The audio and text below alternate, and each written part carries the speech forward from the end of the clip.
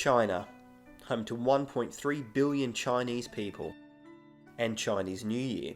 Chinese walls, Chinese food in a jar, Chinese lanterns, Chinese checkers, Chinese whispers, and now also the Benelli BN302. And if Benelli sounds more Italian than Chinese, that's because it is. Benelli are owned by the Chinese conglomerate the Tianjiang Group, and while the bike is built in China, all design and development takes place in Italy. So how does it stack up?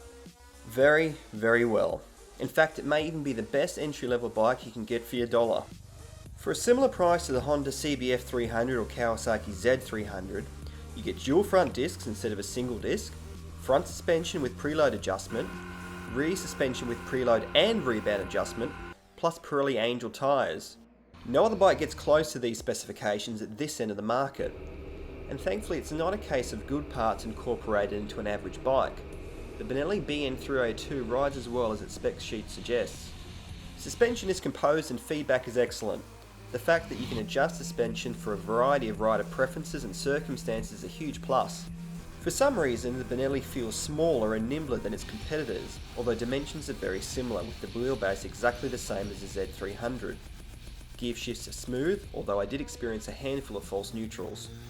The engine is a Perla, refined and with good power along its power band, although it really gets going in the upper rev range. Exhaust note sounds more like a 4 than a twin. That is better than most bikes in this price bracket.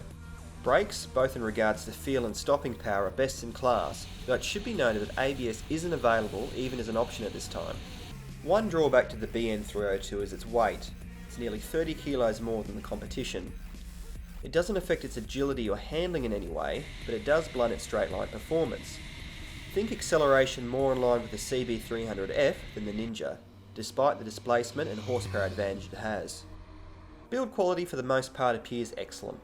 The bike has been finished to a high standard, and there's many nice little touches like the chrome engine cover plate and the embossed logo on the seat. Some of the switchgear does feel a little cheap though, and the dash is dated already. But overall, this is a fantastic bike for the price. You're getting quality rubber and quality parts for a bargain price. The fact that it's made in China shouldn't be an issue, especially considering the competition is made in Thailand, Indonesia or India. So watch out, because the Italians and the Chinese are coming.